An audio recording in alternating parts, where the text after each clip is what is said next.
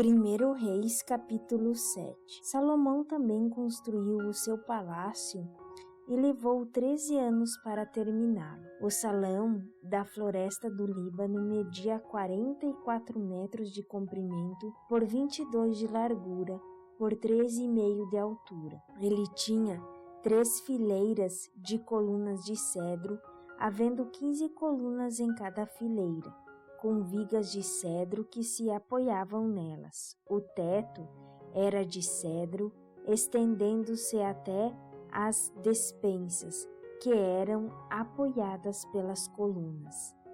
Nas paredes de cada lado havia 3 fileiras de janelas. Todas as portas e todas as janelas eram quadradas, e as 3 fileiras de janelas de cada parede ficavam exatamente em frente às fileiras de janelas da parede do outro lado. O salão das colunas media 22 metros de comprimento por 13,5 de largura.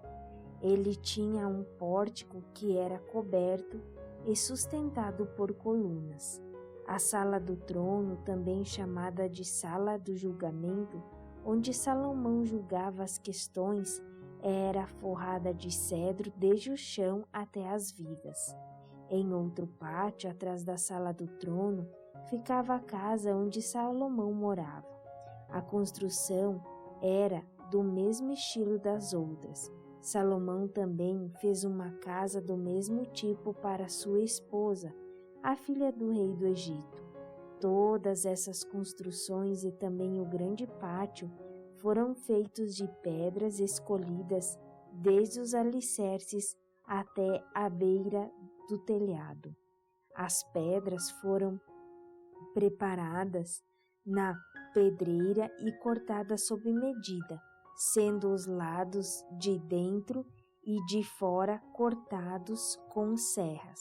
Os alicerces foram feitos com pedras grandes preparadas na pedreira. Algumas tinham 3,5 metros de comprimento e outras 4,5 metros de comprimento. Por cima delas foram colocadas pedras caras, cortadas sob medida, e vigas de cedro. O pátio do palácio, o pátio interno do templo e a sala da entrada do templo tinham paredes feitas com uma carreira de vigas de cedro para cada 3 carreiras de pedras cortadas. O rei Salomão mandou buscar um homem chamado Hurão, um artífice que morava na cidade de Tiro e que era especialista em trabalhos de bronze. O seu pai, que já havia morrido, era de Tiro e também havia sido artífice especializado em bronze, e a sua mãe era da tribo de Naftali. Hurã era um artífice inteligente e capaz. Ele aceitou o convite de Salomão e se encarregou de todo o trabalho de bronze. Hurão fundiu 2 colunas de bronze, cada uma com 8 metros de altura e 1,70 m de diâmetro, e as colocou na entrada do templo. Ele fez também 2 remates de coluna, cada um com 2,20 metros de altura, para serem colocados no alto das colunas. O alto de cada coluna era enfeitado com um desenho de correntes entrelaçadas e as 2 carreiras de romãs feitas de bronzes. Os remates das colunas tinham o formato de lírios, mediam 1,80 m de altura e foram colocados numa parte redonda que ficava por cima do desenho de correntes. Em cada remate de coluna havia 200 romãs de bronze colocadas em 2 carreiras. Hurã colocou essas 2 colunas de bronze na frente da entrada do templo. A que ficava no lado sul se chamava Jaquim, e a que ficava do lado norte se chamava Boaz. Os remates das colunas em forma de lírios feitos de bronze estavam no alto das colunas, e assim foi terminado o trabalho das colunas.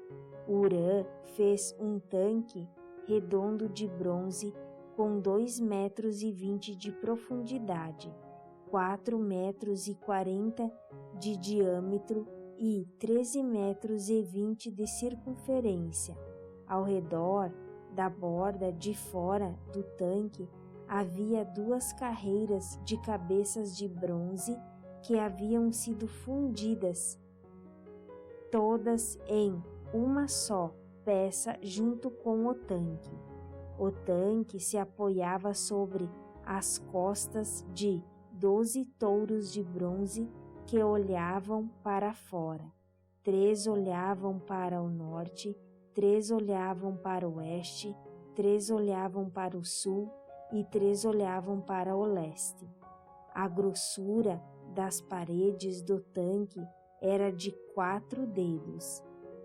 A sua borda era como a borda de um copo, curvando-se para fora como as pétalas de um lírio. A capacidade do tanque era de mais ou menos 40.000 litros. Hurã fez também 10 carretas de bronze. Cada uma media 1,80 metro de comprimento, 1,80 metro de largura e 1,30 metro de altura. Elas foram feitas de painéis quadrados que eram montados em molduras. Nesses painéis havia figuras de leões, touros e querubins, e nas molduras acima e abaixo dos leões e dos touros havia desenhos de espirais em relevo. Cada carreta tinha 4 rodas de bronze, com eixos de bronze. Nos 4 cantos havia apoios de bronze para uma bacia.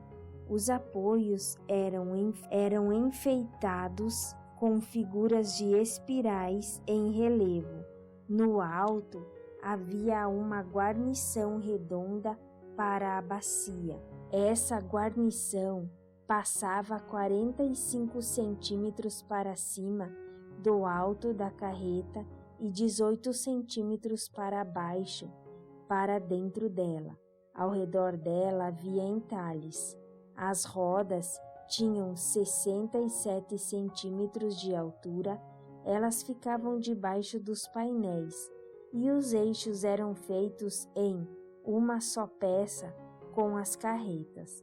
As rodas eram como as rodas de uma carruagem. Os seus eixos, bordas, raios e os seus cubos eram todos de bronze. Havia 4 apoios nos cantos, debaixo de cada carreta, os quais formavam uma só peça com a carreta. Havia uma braçadeira de 22 centímetros ao redor do alto de cada carreta.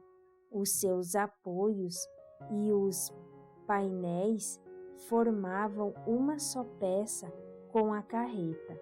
Os apoios e os painéis eram enfeitados com figuras de querubins, leões e palmeiras, que cobriam todo o espaço que havia, e ao redor dessas figuras havia desenhos em espiral.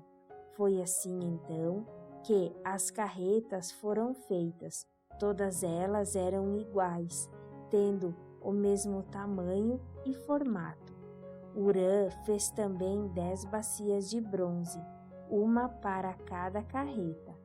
Cada bacia tinha 1,80 metro de diâmetro e a sua capacidade era de mais ou menos 830 litros. Ele colocou 5 carretas no lado sul do templo e as outras 5 no lado norte. O tanque ele colocou no canto sudoeste. Hurã fez também caldeirões. pás e bacias, e assim terminou todo o trabalho encomendado pelo rei Salomão para o templo do Senhor. Esta é a lista do que ele fez: 2 colunas, 2 remates em forma de taças que ficavam em cima das colunas, desenhos de correntes entrelaçadas de cada remate, 400 romãs de bronze em 2 carreiras de 100 ao redor do desenho de cada remate, 10 carretas, 10 bacias, 1 tanque, 12 touros que sustentavam o tanque, caldeirões, pás e bacias. Todos os objetos destinados ao templo que Hurã fez para o rei Salomão eram de bronze polido. O rei mandou que tudo fosse feito na fundição entre Sucote e Sartã, no vale do rio Jordão. Salomão não mandou pesar esses objetos de bronze, porque eram muitos, e por isso seu peso nunca foi calculado.